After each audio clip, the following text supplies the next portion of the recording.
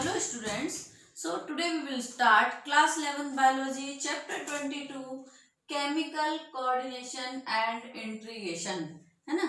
ये अपना चैप्टर है. So in this chapter we will discuss about hormones and chemicals. कहना चाहिए अपने को related to our body. Okay.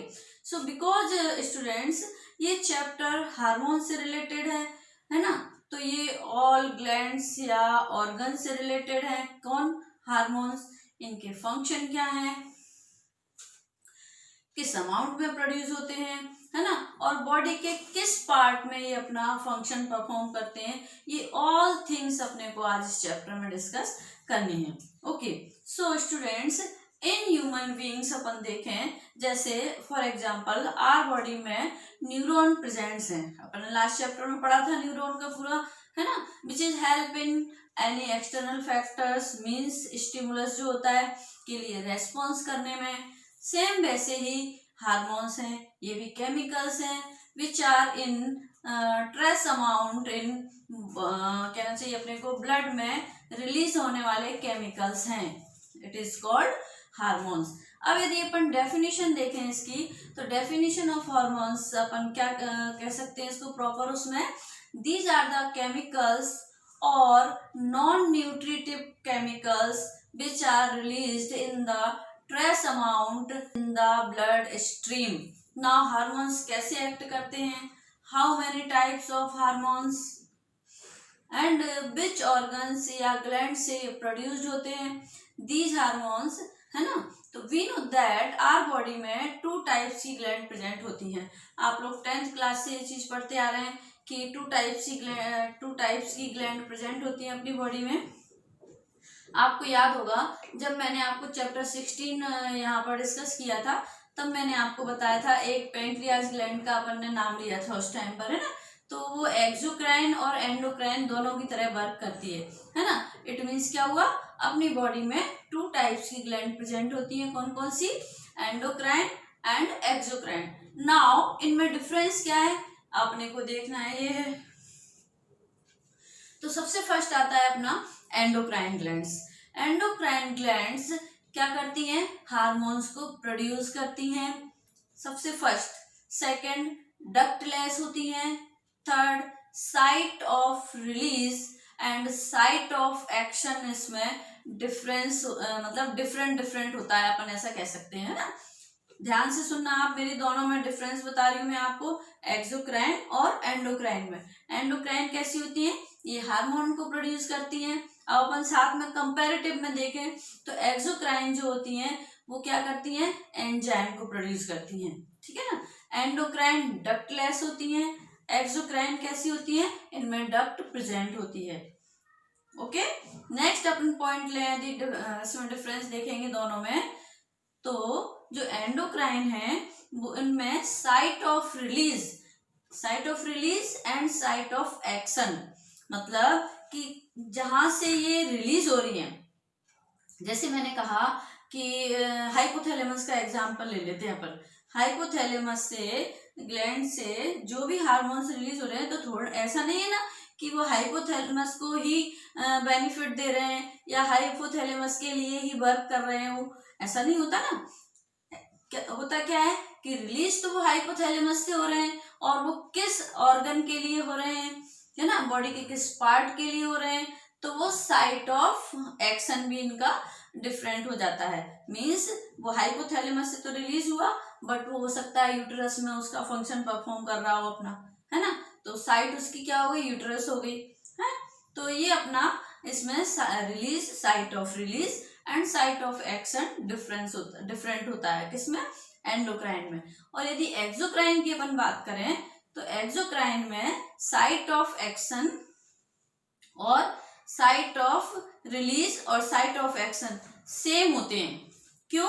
क्योंकि ये एंजाइम को सिक्रीट करते हैं. इसका बेस्ट एग्जांपल यदि अपन लें तो इंटेस्टाइन है. अपन ने स्मॉल इंटेस्टाइन में पढ़ा था कि जो स्मॉल इंटेस्टाइन की वॉल है उसमें भी बहुत सारी ग्लैंड प्रेजेंट होती हैं, और वो बहुत सारे लॉट ऑफ हार्मोन्स को सिक्रीट करती हैं, है ना. तो वहां पर अपन ने पैंक्रियाज को देखा था। तो पैंक्रियाज जो है वो एंजाइम को सिक्रीट करता है, तो जो स्मॉल इंटेस्टाइन है उसके जस्ट पास में ही प्रेजेंट होती है, तो तुरंत वो वहां पर एक्शन करने लगते हैं, है ना। तो इनका साइट ऑफ रिलीज, इसीलिए साइट ऑफ एक्शन सेम होता है। तो ये तो अपन ने इन दोनों ग्लैंड्स में इनके डिफरेंस देख लिए, है ना। अब अपन बात करते हैं डिफरेंट टाइप ऑफ हार्मोन्स की। तो डिफरेंट टाइप ऑफ हार्मोन्स, आप कहेंगे मैम ये तो लास्ट वाला आपने टॉपिक ले लिया है बुक का, जो एनसीईआरटी में दिया हुआ है। तो ये मैंने पहले इसलिए लिया है कि अपन यदि इसको अच्छे से अंडरस्टैंड कर लेंगे इस पार्ट को, हालांकि अपनी एनसीईआरटी में ये लास्ट में दिया हुआ है, लेकिन अपन इसको पहले समझ लेंगे तो जो अपना मैकेनिज्म ऑफ हार्मोन्स है, जो डिफरेंट टाइप की ग्लैंड से जो डिफरेंट टाइप के हार्मोन सिक्रेट हो रहे हैं, इनको अपने को अंडरस्टैंड करने में कोई प्रॉब्लम नहीं आएगी, है ना, और आपको इजीली समझ में आ जाएंगे सब लोग, ठीक है ना। तो अब अपन देखते हैं डिफरेंट टाइप ऑफ हार्मोन्स। तो बेस्ड ऑन इट्स कंपोजिशन अपन देखते हैं हार्मोन्स में पॉलीपेप्टाइड्स या प्रोटीन देखते हैं इनमें। तो मतलब 4 टाइप्स के अपन देखें कंपोजिशन के बेस पर हार्मोन्स प्रेजेंट होते हैं अपनी बॉडी में। तो सबसे फर्स्ट आता है अपना पेप्टाइड्स, नंबर 2 स्टेरॉइड्स, नंबर 3 आयोडोथ्रिन और नंबर 4 आता है अमीनो एसिड डेरिवेटिव हार्मोन्स। ये 4 टाइप्स के हार्मोन्स अपनी बॉडी में प्रेजेंट होते हैं और अपन ने किसके बेस पर लिए हैं, कंपोजिशन के बेस पर। तो सबसे फर्स्ट अपन देखते हैं कि पेप्टाइड्स में कौन कौन से हार्मोन्स आते हैं। इनमें से तो आते इन्हीं में से सब हैं, कोई डिफरेंट नहीं है, बट अपन ने इनके कंपोजिशन के बेस पर इनको डिफरेंट कैटेगरीज में डिवाइड कर दिया है। ओके, तो पेप्टाइड्स में अपन देखते हैं इंसुलिन, ग्लूकेगॉन और जो पिट्यूटरी है और कहना चाहिए हाइपोथैलेमस से जो हार्मोन सिक्रीट हो रहे हैं, अपन उनको ले लेते हैं पेप्टाइड्स की कैटेगरी में। स्टेरॉइड्स की कैटेगरी में आते हैं कॉर्टिसोल, टेस्टोस्टेरोन, प्रोजेस्टेरोन और एस्ट्रोजन हार्मोन। आयोडोथिन की अपन देखें कैटेगरी में थायराइड से ग्लैंड से रिलेटेड जितने भी हार्मोन्स हैं वो इस आयोडोथिन की कैटेगरी में आते हैं, मतलब जिनमें आयोडीन प्रेजेंट की नीड होती है, ऐसा कहना चाहिए। अब अमीनो एसिड डेरिवेटिव में देखें तो इसमें एपिनेफ्रिन और नॉर एपिनेफ्रिन टाइप के हार्मोन इसमें प्रेजेंट होते हैं, ठीक है ना। ये तो अपन ने सिंपल ले लिया यहाँ पर। अब अपन देखते हैं कि इन्हीं के कंपोजिशन के बेस पर मोड ऑफ एक्शन भी यहाँ पर देख लेते हैं अपन कि इन कंपोजिशन के बेस पर इनका मोड ऑफ एक्शन कैसा होता है। फॉर एग्जांपल अपन ने लिया पेप्टाइड्स एंड स्टेरॉइड्स, इन दोनों में अपन डिफरेंस देखेंगे यहाँ पर कि ये कैसे वर्क करते हैं बॉडी में। तो इनका मोड ऑफ एक्शन दोनों का डिफरेंट होता है। बेसिकली क्या होता है, अकॉर्डिंग टू अपन डायग्राम देखें, मैंने यहाँ डायग्राम आपको बना रखा है, देखिए अभी मैं इसके थ्रू पूरा समझाऊंगी आपको कि हम प्रोटीन और स्टेरॉइड की बात करें तो क्या वो एक ही टाइप से एक्शन करेंगे, नो, कैसे करेंगे, एक स्टेरॉइड है एक प्रोटीन है, दोनों का ही मोड ऑफ एक्शन डिफरेंट होता है। Now we will talk about very first peptide hormone, that ये किस टाइप के बॉडी पार्ट्स या ऑर्गन्स तक जाते हैं, एक्शन किस टाइप से करते हैं, ये भी अपने को पता होना चाहिए। ये जो मेम्ब्रेन है, ये मैंने यहाँ पर देखिए आपको बना रखी है, ये जो मेम्ब्रेन है, ये मेम्ब्रेन किसकी मेम्ब्रेन है, ओवेरियन सेल की मेम्ब्रेन है। ये यहाँ पर जो अपन ने यहाँ पर डायग्राम में शो कर रखा है एक तरह से, ये किसकी मेम्ब्रेन ली है अपन ने यहाँ पर, ओवरी की मेम्ब्रेन है, ये कह सकते हैं अपन। और ये किससे बनी हुई होती है, ये बायलिपिड लेयर होती है और लिपिड की बनी हुई होती है। ये प्रोटीन एंड वाटर के लिए इनसॉल्युबल्स होती है। कौन सी होती है इनसॉल्युबल, ये जो लेयर है, ये लेयर बायलिपिड से बनी हुई होती है, बायलिपिड लेयर होती है ये कहना चाहिए, और लिपिड की बनी हुई होती है, इसीलिए ये प्रोटीन एंड वाटर के लिए इनसॉल्युबल लेयर होती है।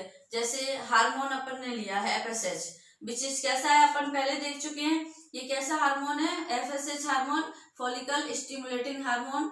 ये कैसा है, विच इज इनसॉल्युबल, या सीधा मैं ये कहूँ कि ये प्रोटीन हार्मोन है, because we are discussing here about protein hormone.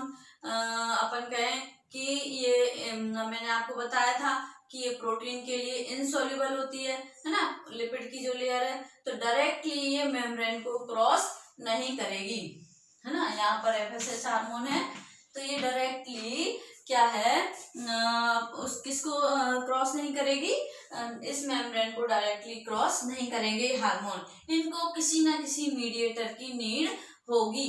क्यों? क्योंकि ये जो प्रोटीन है वो लिपिड लेयर में सोल्यूबल नहीं होता। सो स्टूडेंट्स, उसे एक रिसेप्टर की नीड होती है। तो ये रिसेप्टर एफएसएच हार्मोन के साथ बाइंड करेगा तो यहाँ कॉम्प्लेक्स बन जाएगा। तो जब यहाँ कॉम्प्लेक्स बन जाएगा तो जो हार्मोन रिसेप्टर कॉम्प्लेक्स बनते ही जैसे ही इस ओवरी की सेल के अंदर एंटर करता है उसमें सम चेंजेस आने लगते हैं। तो रेस्पॉन्स फर्स्ट आ जाता है यहाँ पर, मतलब फर्स्ट रेस्पॉन्स जो है आना स्टार्ट हो जाता है। और वो है क्या, रिलीज ऑफ सेकेंडरी मैसेंजर। क्या है वो, रिलीज ऑफ सेकेंडरी मैसेंजर जो अपन ने यहाँ पर ले रखा है। और जो मैसेंजर है वो क्या हो सकता है, यहाँ पर उसका एग्जांपल अपन ओवेरियन सेल की बात कर रहे हैं तो साइक्लिक एएमपी भी हो सकता है और कैल्शियम भी ले सकते हैं। नाउ जो सेकेंडरी मैसेंजर का फंक्शन है, ओवरी के अंदर ही ओवेरियन सेल्स में बायोकेमिकल रेस्पॉन्स करवाएंगे। ये अब मैंने यहाँ पर आपको शो कर रखा है, बायोकेमिकल रेस्पॉन्स करवाएगा कौन, ये मैसेंजर। सेकेंडरी मैसेंजर जो है अपन ने यूज किया है, किसको यूज किया है सेकेंडरी मैसेंजर एज ए, या तो साइक्लिक एएमपी को या कैल्शियम को यहाँ पर यूज करते हैं। ठीक है, आप जैसे ही केमिकल रेस्पॉन्स कराएंगे तो चेंजेस करना स्टार्ट कर देंगे और एज अ रिजल्ट ओवरी की ग्रोथ होगी। जो फिजियोलॉजिकल अपने को कहना चाहिए रेस्पॉन्स भी हो सकता है वहां पर। नाउ अब आपको ऐसे तो थोड़ा टफ लगेगा, इस एग्जांपल को, इस डायग्राम को मैं थोड़ा सा आपको एक ट्रिक से समझते हैं जिससे आपको हमेशा के लिए चीज लर्न हो जाएगी। अब जैसे अपन ने यहाँ पर देखा कि एक ट्रिक को लेकर मैं आपको यहाँ पर इस डायग्राम को एक्सप्लेन करूंगी। जैसे ये एफएसएच है, जो एग्जांपल लिया है अपन ने हार्मोन का, ये एफएसएच मैं खुद बन जाती हूँ। ठीक है ना, आप इस चीज को हमेशा के लिए मतलब आपके माइंड में बैठ जाएगी ये चीज। इस तरह से यदि आप ट्रिक से पढ़ेंगे तो समझ लेते हैं अपन कि ये एफएसएच है जो वो मैं हूँ हार्मोन। ठीक है ना, अब मैं अपनी क्लास में बैठी हूँ, ठीक है, और मेरी अपनी फ्रेंड से फाइटिंग हो जाती है, लड़ाई हो जाती है। ठीक है, अब मैंने कहा और मैं क्लास से उठकर चली जाती हूँ लड़ाई करके। अब क्या होगा, अब एफएसएच तो मैं हो गई और जो मेरी फ्रेंड है वो क्या हो गई, सेकेंडरी मैसेंजर हो गई। ठीक है, अब इफ लड़ाई करके यदि मैं क्लास से चली जाती हूँ, बट क्लास में तो मुझे आना ही पड़ेगा, नहीं तो मुझे पनिशमेंट मिलेगा, मैम कोई भी सर मैम आ जाएंगे नेक्स्ट पीरियड में, तो है ना। तो क्या होगा कि मैं अपनी जैसे ही मैं मतलब क्लास से चली जाती हूँ तो मैं अपनी फ्रेंड है मतलब नाउ मतलब मुझे क्लास में तो आना ही है, तो मैं क्लास में वापस आती हूँ, लेकिन मैं डायरेक्टली उससे बात नहीं करूंगी जिससे मैं लड़ाई करके गई हूँ, है ना। तो कोई ना कोई मुझे मीडिएटर चाहिए हम दोनों में समझौता करवाने के लिए। तो वो मीडिएटर कौन बनेगा वहां पर, तो मैं अपनी एक सेकंड फ्रेंड से बोलती हूँ कि मैंने कहा कि यार मतलब इससे मेरी कैसे भी तुम समझौता करवाओ। ठीक है, तो जो मेरी सेकंड फ्रेंड है मीन्स वो क्या है, रिसेप्टर है, जो मीडिएटर बनी है ना, क्योंकि अपने को इसमें मीडिएटर की नीड है। मैंने आपको बताया क्यों, इसमें जो एफएसएच हार्मोन है जो मैं हूँ वो मैं डायरेक्टली इसमें एंटर नहीं कर पा रही हूँ, तो मुझे रिसेप्टर की नीड है। तो वो रिसेप्टर मैंने किसको बनाया, यहाँ पर जो मेरी सेकंड फ्रेंड है उसको। तो जो सेकंड फ्रेंड है उसको मैंने रिसेप्टर बनाया, तो उसके थ्रू मैं वहां पर एंटर कर जाती हूँ क्लास में। ठीक है ना, तो अब तो वो क्या हो गया, वो रिसेप्टर बन गया। यहाँ पर ये जो मैंने बनाया ना, ये रिसेप्टर है, यहाँ पर ये इसको अपन लिख लेते हैं, आपको याद नहीं रहे तो रिसेप्टर है ये अपना। ठीक है, तो जैसे ही मैं एंटर करती हूँ तो मेरी जिद क्या थी, मेरा रास्ता साफ हो गया, है ना। सेकंड फ्रेंड कहाँ गई मेरी, जो सेकेंडरी मैसेंजर या कैल्शियम जो अपन ने लिया को समझाने से और मेरा रास्ता यहाँ पर साफ हो जाता है। वो मैसेंजर को समझा देती है जो सेकेंडरी मैसेंजर था, तो वो सेकेंडरी मैसेंजर को समझाने पर जब मेरा रास्ता साफ हो गया तो मुझे एंट्री मिल गई और मेरी बात मान ली गई। मतलब मेरी जिद क्या थी, ग्रोथ करना। मतलब ओवरी की जिद क्या है यहाँ पर, ग्रोथ करना। समझ में आ गया ना कि जो हार्मोन्स है उसको किसी ना किसी रिसेप्टर की नीड है, किसी ना किसी मीडिएटर की नीड है, तो मीडिएटर यहाँ पर रिसेप्टर बन जाता है, जिससे कि वो इसके अंदर एंटर कर जाता है, क्योंकि वो डायरेक्ट एंटर नहीं कर सकता है इस ओवेरियन सेल से या इस मेम्ब्रेन से। ओके, अब अपन ने यहाँ पर ये समझ लिया। तो अपन ने यहाँ तो देखा प्रोटीन का। Now we will talk about steroid hormones. ये तो प्रोटीन हार्मोन की प्रॉब्लम थी जो अपन ने यहाँ सॉल्व कर दी। अब देखते हैं अपन स्टेरॉइड हार्मोन में एग्जांपल ले सकते हैं अपन एस्ट्रोजन का। एस्ट्रोजन में अपन ने लिया तो इसमें जो हार्मोन है वो डायरेक्टली इस मेम्ब्रेन को क्रॉस कर लेता है, राइट। अब ये कहाँ जाएगा? इनसाइड द न्यूक्लियस जाएगा। इसके अंदर ये न्यूक्लियस प्रेजेंट है। अब अपन इसको थोड़ा सा चेंज कर लेते हैं इसमें कि इसके अंदर ये मैंने यहाँ से ये सब हटा दिया है, ये रिसेप्टर भी हटा दिया है, क्योंकि जो स्टेरॉइड हैं उनको रिसेप्टर की नीड नहीं है। वो इस मेम्ब्रेन के लिए, जो ये मेम्ब्रेन है इनके लिए सॉल्यूबल है, इन रिसेप्टर्स के लिए, क्योंकि ये कैसे हैं? ये स्टेरॉइड हैं। ये सिर्फ प्रोटीन के लिए इनसॉल्यूबल होती है या वाटर के लिए, बल्कि स्टेरॉइड के लिए ये सॉल्यूबल होती है। स्टेरॉइड के लिए किसी भी मीडियम की नीड नहीं होती। तो जैसे ही यहाँ पर मैंने लिया, अब एग्जाम्पल अपन किसका ले लेंगे यहाँ पर? एस्ट्रोजन हार्मोन का। एस्ट्रोजन हार्मोन का अपन ने यहाँ पर एग्जाम्पल ले लिया। तो जो एस्ट्रोजन हार्मोन है वो डायरेक्टली इस मेम्ब्रेन को क्रॉस करके कहाँ पर आ जाएगा? ये मैं यहाँ से थोड़ा सा रफ कर देती हूँ। तो यहाँ पर एक न्यूक्लियस प्रेजेंट है, इस न्यूक्लियस पर ये आ जाएगा। और जब ये इस न्यूक्लियस पर आ जाएगा तो क्या होगा कि अब मैंने कहा कि ये जाएगा कहाँ? तो इनसाइड जो न्यूक्लियस प्रेजेंट है वैसे वहीं चला जाएगा ये, है ना। तो जैसे ही ये एंट्री करता है यहाँ पर, तो जो हार्मोन एंड रिसेप्टर का कॉम्प्लेक्स बनता है, तो यहाँ हमें डिफरेंस ये शो हो रहा है कि पहले अपन ने देखा था कि ये बाहर ही बन रहा था, ये रिसेप्टर, है ना, मेम्ब्रेन पर बन रहा था। अब ये कहाँ बनेगा? इनसाइड द न्यूक्लियस बनेगा ये। फर्स्ट केस में अपन ने देखा था ना कि जो रिसेप्टर है वो मेम्ब्रेन में प्रेजेंट था, है ना, ड्यू टू रीजन मेम्ब्रेन बायलिपिड की है, हार्मोन प्रोटीन का था, तो वो डायरेक्ट उसको क्रॉस नहीं कर सकता था। बट सेकंड केस में रिसेप्टर इनसाइड द न्यूक्लियस है, ना कि मेम्ब्रेन में। ये अपने को डिफरेंस दोनों में याद रखना है ना। अब बिकॉज मेम्ब्रेन को इजीली क्रॉस किया जा सकता है, तो हार्मोन भी स्टेरॉइडल है ना, मेम्ब्रेन लिपिड की बनी हुई है, इजीली क्रॉस हो सकता है। नाउ हियर क्या होता है, जो डीएनए है इस न्यूक्लियस के अंदर प्रेजेंट, हमें मालूम है कि न्यूक्लियस के अंदर जेनेटिक मटेरियल प्रेजेंट होता है। जो जेनेटिक मटेरियल है, डीएनए है, तो ये इंड्यूस करेगा और रिएक्शन को, चेंजेस को, एज ए रिजल्ट जो भी फिजियोलॉजिकल रिस्पॉन्स हम चाहते थे वो यहाँ पर आ जाएगा इस हार्मोन्स की वजह से। कौन से हार्मोन्स लिया अपन ने यहाँ पर? एस्ट्रोजन हार्मोन्स की वजह से ये चेंजेस अपने यहाँ पर आ जाएंगे, डायरेक्टली यहाँ तक आ जाएगा। ओके, तो ये अपना थोड़ा सा डिस्कशन अपन ने डिफरेंट टाइप ऑफ हार्मोन्स में अपन ने लिया, प्रोटीन एंड स्टेरॉइड्स का। तो स्टूडेंट्स वैसे तो क्या ये चैप्टर ज्यादा अपना मतलब समझने समझाने वाला नहीं है। इस चैप्टर में ऐसा कुछ भी, इसमें मोस्टली जो भी कुछ अपने को करना है वो लर्न करने वाला है ना। ज्यादा से ज्यादा अपने को रट्टा लगाना है इसमें, एक सीधी सी अपन लैंग्वेज में बोले तो। इसमें समझने का बहुत कम है, जो समझने का है वो मैंने फिर भी आपको यहाँ बता दिया है।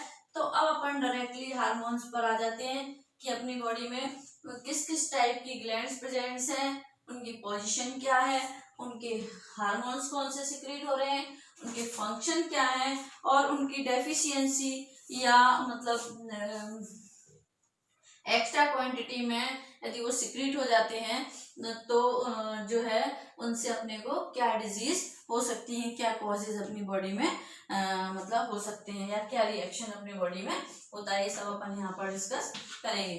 तो सबसे फर्स्ट अपन लेते हैं यहाँ पर स्टूडेंट्स हाइपोथैलेमस।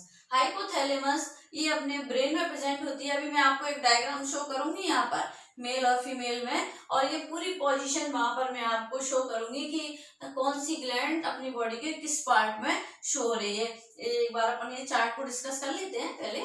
तो जो हाइपोथैलेमस है, हाइपोथैलेमस जो रिलीजर हार्मोन है और कहना चाहिए ये prolactin releaser, growth releaser, as a MSH releaser hormone की तरह ये वर्क करती है और ये स्टिमुलेट करती है। तो जो हाइपोथैलेमस है, हाइपोथैलेमस में अपन ने पढ़ा ये रिलीजिंग एंड इनहिबिटरी 2 टाइप्स के हॉर्मोन्स को सिक्रेट करता है ना। तो जैसे मैंने कहा मेंस पिट्यूटरी के किसी भी हार्मोन का ज्यादा सिक्रीशन कर देती है, या कहना चाहिए तो वो इनहिबिट कर देता है कि भैया आप बस रहने दो, बहुत सिक्रेट हो गया, ज्यादा हो जाएगा तो कुछ और प्रॉब्लम हो जाएगी। और वो ऐसे भी जैसे कम रिलीज हुआ तो वो रिलीजिंग के लिए स्टिमुलेट करता है पिट्यूटरी को कि भाई थोड़ा सा और रिलीज करो, थोड़ी सी क्वांटिटी कम दिख रही है। अपन इस तरह से इसको समझ सकते हैं। पिट्यूटरी ग्लैंड, तो पिट्यूटरी ग्लैंड को भी अपन 2 पार्ट्स में देखेंगे यहाँ पर, पिट्यूटरी, एंटीरियर पिट्यूटरी और पोस्टीरियर पिट्यूटरी। तो जो अपनी जो पिट्यूटरी ग्लैंड है ये कहाँ प्रेजेंट होती है, सबसे पहले तो ये पता होना चाहिए अपने को, beneath of the brain. Okay, तो जो पिट्यूटरी है अपनी एंटीरियर पिट्यूटरी, इसकी अपन सबसे पहले बात करेंगे। तो इसका मेन फंक्शन है हार्मोन्स को प्रोड्यूस करना, ठीक है ना। और जो पोस्टीरियर पिट्यूटरी होती है वो खुद से कोई हार्मोन नहीं बनाती, वो तो सिर्फ स्टोर करके रखती है। जो ये पिट्यूटरी, एंटीरियर पिट्यूटरी जो हार्मोन को सिक्रीट करती है ना, प्रोड्यूस करती है, उन हार्मोन को वो अपने अंदर स्टोर करके रखती है। और जब हमारी बॉडी के जिस पार्ट में इन हार्मोन्स की नीड होती है उस टाइम पर वो उनको रिलीज कर देती है।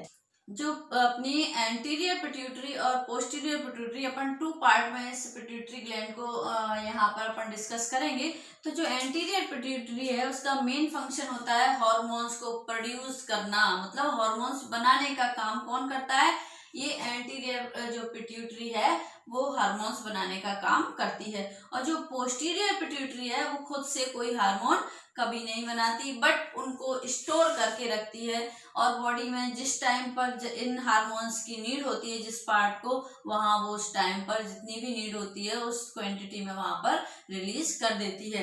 तो अपन देखें कि एंटीरियर पिट्यूटरी और पोस्टीरियर पिट्यूटरी को अपन नाम दे देते हैं यहाँ पर एडेनो हाइपोफाइसिस और एंड न्यूरो हाइपोफाइसिस। ये दीज नेम है एंटीरियर एंड पोस्टीरियर पिट्यूटरी के। ओके, नेक्स्ट आता है अपना, यहाँ पर अपन ने हार्मोन लिख रखे हैं मैंने एंटीरियर पिट्यूटरी के लिए, FSH मतलब follicle stimulating hormone, luteinizing hormone, TSH और ACTH, ये हार्मोन अपन ने यहाँ पर मेंशन कर रखे हैं। तो जो FSH और LH हार्मोन है ये कैसे हैं, गोनेडोट्रोपिन हार्मोन है। गोनेडोट्रोपिन हार्मोन है, रिलीजिंग हार्मोन होते हैं। और जो GnRH है मतलब गोनेडोट्रोपिन रिलीजिंग हार्मोन है, इनको हाइपोथैलेमस रिलीज करता है। जैसे ये रिलीज करेगा वैसे ही पिट्यूटरी एक्टिव हो जाएगी और FSH एंड LH की सिक्रीशन उसी के हिसाब से कम या ज्यादा होगी। नेक्स्ट अपन डिस्कस करते हैं किसकी, TSH की। तो TSH है जो पिट्यूटरी से रिलीज होकर कहाँ जाता है, थायराइड ग्लैंड के पास जाएगा और वहां पर वह कहेगा भैया T3 और T4 को रिलीज करना है अब अपने को, है ना। और यही करना है या नहीं करना है ये डिसाइड करता है कौन, ये TSH हार्मोन, ठीक है ना। अब अपन ने ACTH, तो ACTH ये एड्रिनल ग्लैंड को स्टिमुलेट करता है कि जो उसे एड्रिनल ग्लैंड से जो भी हार्मोन रिलीज हो रहे हैं उनको ये हार्मोन को सिक्रीट करने के लिए ये क्या करता है, स्टिमुलेट करता है उसको या रिलीज करने के लिए। अब अपन ने ये तो एंटीरियर पार्ट पढ़ा। तो जो ऑक्सीटोसिन हार्मोन है वो यूटेरस की मसल्स को कॉन्ट्रैक्शन करवाने में हेल्प करता है।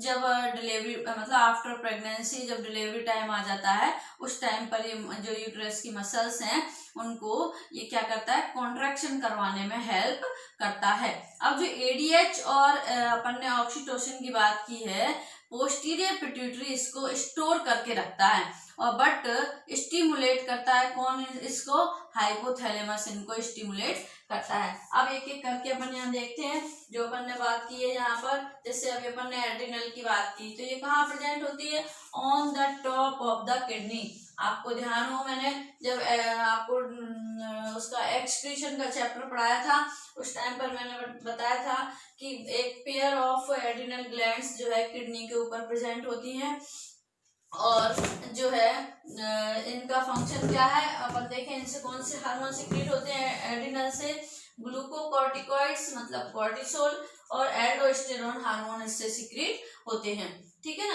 अब अपन देखते हैं यहाँ पर कि ये क्या, इनका फंक्शन क्या है इन हार्मोन्स का। तो ये रेगुलेट्स करते हैं कार्बोहाइड्रेट्स एंड किसको, कार्बोहाइड्रेट फैट्स एंड मेटाबॉलिज्म करते हैं किसका, प्रोटीन का। ठीक है ना। और एलर्जिक रिएक्शंस में भी ये अपना रोल प्ले करते हैं, वैसोकॉन्स्ट्रिक्टर टाइप के ये होते हैं। अब अपन ने देखा एल्डोस्टेरोन जो हार्मोन है जो इससे सिक्रीट होता है, इसका फंक्शन क्या होता है, इलेक्ट्रोलाइट्स को ये कंट्रोल करता है, मतलब जो आयंस अपनी बॉडी में प्रेजेंट होते हैं, and control salts and water balance को ये कंट्रोल करता है। नेक्स्ट अपन देखते हैं थायराइड ग्लैंड। सभी जानते हैं thyroid gland front of the larynx present होती है, और इसमें जो ट्राई आयोडोथायरॉक्सिन होता है वो T3 होता है, और टेट्रा आयोडोथायरॉक्सिन होता है जो अपना ये कैसा होता है, T4 होता है ना। और एक कैल्सिटोसिन टाइप का हार्मोन भी इससे सिक्रीट होता है। ऐसे 3 हार्मोन इससे थायराइड ग्लैंड से सिक्रीट होते हैं। तो T3 का फंक्शन होता है हार्ट बीट, फिजिकल ग्रोथ, इन सबको इफेक्ट करता है। और जो T4 होता है ये मेटाबॉलिज्म ऑफ प्रोटीन, फैट और जो कार्बोहाइड्रेट है इनके मेटाबॉलिज्म में हेल्प करता है अपन कहें तो। और जो ये कैल्सिटोसिन है इसके नाम से ही पता चल रहा है कि ये कैल्शियम के जो है मेटाबॉलिज्म में हेल्प करता है। इससे क्या होता है, इससे होता है कि ये हाइपर मतलब यदि लो हो जाता है कैल्शियम, और हाइपर मतलब ऑस्टियोपोरोसिस की कंडीशन आ जाती है इसमें। ठीक है ना। अब पैराथार्मोन देखें अपन, तो पैराथार्मोन है जो back of the thyroid present होती है अपने यहाँ, जैसे यहाँ पर एक तितली के शेप में है, अभी मैं आपको दिखाऊंगी यहाँ पर डायग्राम से। जो थायराइड ग्लैंड प्रेजेंट होती है इसके बैक में पैराथार्मोन प्रेजेंट होती है। और जो पैराथार्मोन है ये क्या करती है, ये मतलब कहना चाहिए अपने को मोस्टली एडल्ट में ही होती है ये, है ना। जो और इसके बाद अपन देखें कि कैल्शियम और फास्फोरस को के मतलब रेगुलेशन में ये हेल्प, मेटाबॉलिज्म में ये हेल्प करती है। अब इनसे रिलेटेड अपनी बहुत सारी डिजीज भी हैं, जैसे मैंने यहाँ FSH और LH की बात की थी, तो इनसे जो है ड्वार्फिज्म या गिगेंटिज्म ये, और एक और आपको आजकल न्यू डिजीज इसके देखें अपन तो इसमें भी आ गई है। और देखें नेक्स्ट आता है अपना TSH में, तो जो फीमेल में है जो प्रोजेस्टेरोन और एस्ट्रोजन है कॉजिंग किसमें सिंड्रोम होते हैं जो CTS टाइप के, उनके लिए रिस्पॉन्सिबल होती है। ये एडिशन एंड डिजीज इसमें भी ये काम करता है। TSH का ग्रोथ थायराइड एंड प्रोड्यूस का होता है ना ये, इसलिए। अब अपन ने देखा कि मैंने पोस्टीरियर का आपको बता दिया था किडनी का पिट्यूटरी का कि ADH और ऑक्सीटोसिन को ये स्टोर करके रखती है, लेकिन इनको जो है स्टिमुलेट कौन करता है, वो कौन करता है इसको स्टिमुलेट, हाइपोथैलेमस इनको स्टिमुलेट करता है। नाउ अब अपन यहाँ पर देखेंगे नेक्स्ट अपने ग्लैंड है थाइमस ग्लैंड। थाइमस ग्लैंड ये near of the heart present होती है, और इससे थाइमोसिन जो है हार्मोन सिक्रीट होता है। और इस थाइमोसिन हार्मोन का फंक्शन क्या होता है, ये लिम्फोसाइट्स फॉर्मेट होता है, रेजिस्टेंस ऑफ इन्फेक्शन होता है इसमें, और सेक्सुअल मैच्योरिटी के लिए भी रिस्पॉन्सिबल होता है, में भी फंक्शन अपना रोल प्ले करता है कि फंक्शन में भी। और इससे कॉज अपन देखें तो ये इम्यून सिस्टम के लिए रिस्पॉन्सिबल होता है। यदि इस हार्मोन की कमी हो जाती है तो हमारा इम्यून सिस्टम वीक हो जाता है। अब थाइमस की एक और चीज है यहाँ पर कि ये बर्थ के टाइम पर तो एनलार्ज होती है ग्लैंड, बट जैसे जो बच्चा है वो बड़ा होता जाता है और जैसे एडल्ट हो जाता है उस टाइम पर ये कम हो जाता है इसका असर, ये कहना चाहिए अपने को। नेक्स्ट ग्लैंड आती है अपनी पैंक्रियाज। तो पैंक्रियाज, अबाउट पैंक्रियाज सब जानते हैं कि ये एक्सोक्राइन और एंडोक्राइन दोनों की तरह वर्क करती है, और इसमें स्पेशल टाइप के टिश्यू प्रेजेंट होते हैं जिन्हें अपन आईलेट्स ऑफ लैंगरहैंस कहते हैं, है ना। तो मैंने यहाँ पर लिख भी रखा है यहाँ पर, है ना। तो इससे जो कहाँ प्रेजेंट होती है, ये ब्लो ऑफ स्टमक प्रेजेंट होती है। और इसमें जो पैंक्रियाज है इसमें 3 टाइप्स की सेल प्रेजेंट होती हैं। जो अल्फा सेल्स हैं ये ग्लूकेगॉन को सिक्रीट करती हैं, बीटा सेल्स हैं ये इंसुलिन को सिक्रीट करती हैं, और जो डेल्टा सेल्स हैं ये सोमेटोस्टैटिन नाम जो हार्मोन होता है उसको सिक्रीट करती हैं। अब इनके अपन अलग अलग फंक्शन देखते हैं तीनों के। तो जो ग्लूकेगॉन हार्मोन होता है ये release of sugar from liver, है ना, और जो मतलब ये ग्लूकोज के बैलेंस को बनाकर रखता है ब्लड में, ये कहना चाहिए, ग्लूकोज को बनाता है या सिक्रीट करता है। नेक्स्ट आता है बीटा सेल्स, जो इंसुलिन हार्मोन सिक्रीट होता है, और इंसुलिन हार्मोन से वैसे आजकल बच्चा बच्चा फैमिलियर है, सब जानते हैं कि इसकी डेफिशिएंसी से क्या होता है, जो डायबिटीज डिजीज है वो उस पर्सन को हो जाती है। तो ये क्या करता है, कंट्रोल कार्बोहाइड्रेट्स, शुगर मेटाबॉलिज्म और ग्लूकोज जेनेसिस भी कराता है, मतलब ये ग्लूकोज का लेवल को है उसको कंट्रोल करके रखता है किसमें, ब्लड में। यदि ज्यादा लेवल हो जाएगा ग्लूकोज का मींस इंसुलिन कम सिक्रीट होगा तो ग्लूकोज का लेवल अपने ब्लड में इंक्रीज हो जाएगा, और जो पर्सन है वो किससे सफर करेगा, डायबिटीज जैसी डिजीज से, ठीक है ना। यहाँ पर दिया है ना इंसुलिन डिपेंडेंट डायबिटीज, ठीक है। अब आता है अपना कि नेक्स्ट अपन ने लिया कि यहाँ पर कौन सा हार्मोन है, ग्लैंड, पीनियल ग्लैंड है। पीनियल ग्लैंड रूप ऑफ द ब्रेन प्रेजेंट होती है और ये मेलेटोनिन हार्मोन को सिक्रीट करती है। इसमें मेलेनोसाइट्स मतलब जो स्किन का कलर होता है उसमें जो मेलेनिन हार्मोन्स होता है ना उसको ये कंट्रोल करती है, ये कहना चाहिए अपने को, है ना। अब नेक्स्ट आता है गोनाड्स। गोनाड्स क्या होते हैं, गोनाड्स ग्लैंड्स अपनी जो टेस्टिस और ओवरी होती है, मेल में अपने टेस्टिस प्रेजेंट होती है और फीमेल में ओवरी प्रेजेंट होती है। तो अपन देखें टेस्टिस से कहाँ प्रेजेंट होती है, ये स्क्रोटल के इन स्क्रोटल या मतलब स्क्रोटल के अंदर ये प्रेजेंट होती है, ठीक है ना, टेस्टिस। और ओवरी तो आप सभी को मालूम है ना। तो अब अपन देखते हैं कि जो टेस्टिस है उससे प्रोजेस्टेरोन हार्मोन सिक्रीट होता है ना, और जो टेस्टिस है उससे क्या सिक्रीट होता है, टेस्टोस्टेरोन हार्मोन सिक्रीट होता है। ओवरी से प्रोजेस्टेरोन हार्मोन सिक्रीट होता है और एस्ट्रोजन भी सिक्रीट होता है, अपन देखें तो, है ना। और एक रिलैक्सिंग हार्मोन भी है, वो भी इस ओवरी से ही सिक्रीट होता है। इट मीन्स जो फीमेल की ओवरी है उनसे 3 हार्मोन सिक्रीट होते हैं, तीनों के फंक्शन है अपने। ये जो देखें अपन मेंटेन करता है प्रेगनेंसी को प्रोजेस्टेरोन हार्मोन, और जो है अपना एस्ट्रोजन हार्मोन है इनहिबिट्स ओव्यूलेशन, मतलब जब ड्यूरिंग प्रेगनेंसी ये इनहिबिट करता है किसको, ओव्यूलेशन को, और डिफरेंशिएशन ओवा, ये इसके फंक्शन है। अब अपन देखें इसमें कि जैसे जो टेस्टोस्टेरोन हार्मोन है ना, यदि जो मेल में ये कम सिक्रीट होता है तो उसमें थोड़े से फेमिनाइन कैरेक्टर आने लगते हैं, इसको अपन बोलते हैं गायनेकोमेस्टिया, ये एक डिजीज का नेम है जो है मेल में हो जाती है इसकी डेफिशिएंसी से, ठीक है। नेक्स्ट आता है अपना प्लेसेंटा।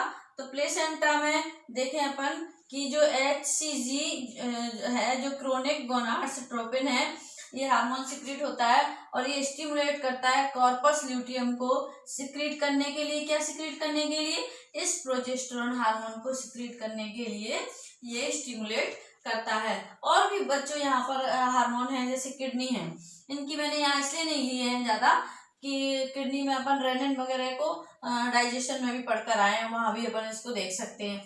और जो इंटेस्टाइन है इसमें भी अपन ने पढ़ा था बहुत सारे साइटोकाइनिन वगैरह, तो उनको भी अपन मेरा जो चैप्टर 16 के जो वीडियो मैंने अपलोड किए हैं उसमें आप डिटेल में इन सबको देख सकते हैं। अब आपको मैं एक चीज दिखाती हूँ, यहाँ पर आप देखेंगे इसमें कि मैंने यहाँ पर ये बनाया हुआ है डायग्राम, जो आपको शो हो रहा है यहाँ पर, कहना चाहिए अपने को मेल एंड फीमेल जो है ह्यूमन बींग्स में कौन कौन सी ग्लैंड्स कहाँ पर सिचुएटेड होती है। तो ये देखिए यहाँ पर सबसे पहले अपने को पीनियल ग्लैंड दी हुई है, यदि अपन थोड़ा सा उसके बेस पर देखें ना तो हाइपोथैलेमस आती है, लेकिन यदि पोजीशन के बेस पर देखें तो पोजीशन के बेस पर जितनी भी एंडोक्राइन ग्लैंड्स हैं उसमें सबसे फर्स्ट ब्रेन में अपने पीनियल ग्लैंड आती है। तो पीनियल ग्लैंड ब्रेन के टॉप में प्रेजेंट होती है, इसके बाद आती है पिट्यूटरी ग्लैंड, देखिए मेल में यहाँ, फीमेल में ये भी ब्रेन में प्रेजेंट होती है। थायराइड ग्लैंड है, ये अपनी जो अपना फ्रंट ऑफ लैरिंग्स, जैसे मैंने अभी आपको यहाँ पर बताया था उसी के बेस पर अपन ने यहाँ डायग्राम बना रखा है मेल और फीमेल में। और थाइमस ग्लैंड को अपन यहाँ पर पैराथायरॉइड इसके मैंने देखिए बैक में यहाँ पर बना रखी है। थाइमस ग्लैंड यहाँ पर देखो अपने मैंने क्या बताया था आपको, थाइमस ग्लैंड में वही प्रेजेंट है ना। नेक्स्ट आती है अपनी एड्रिनल ग्लैंड। तो एड्रिनल ग्लैंड मैंने आपको बताया था कि top of the kidney present होती है, ठीक है। और अपने को मालूम है कि इसके पास में ही पैंक्रियाज और लिवर प्रेजेंट होते हैं, जो इंटेस्टाइन के स्टमक के पास में। तो यहाँ पैंक्रियाज ग्लैंड आपको शो हो रही है, जो एज ए एक्सोक्राइन और एंडोक्राइन दोनों की तरह वर्क करती है। जब एक्सोक्राइन की तरह वर्क करती है तब एंजाइम को सिक्रीट करती है, और जब ये एंडोक्राइन की तरह एक्ट करती है तब ये हार्मोन को सिक्रीट करती है। ये अपन मेल में देख रहे हैं कि जो पेनिस है उसके दोनों साइड में स्क्रोटल में ये टेस्टिस प्रेजेंट होती है पेयर में। ऐसे ही फीमेल में जो ओवरी प्रेजेंट होती है, ठीक है ना। अब अपन ने देखा ये मेल और फीमेल की, मैंने आपको डायग्राम के थ्रू भी इनकी पोजीशंस क्लियर कर दी हैं। आई थिंक आपको ये पूरा चैप्टर अच्छे से अंडरस्टैंड हो गया होगा। फिर भी यदि आपको कोई प्रॉब्लम है, if you have any problem related to this chapter, please leave a comment in my comment box. Thank you.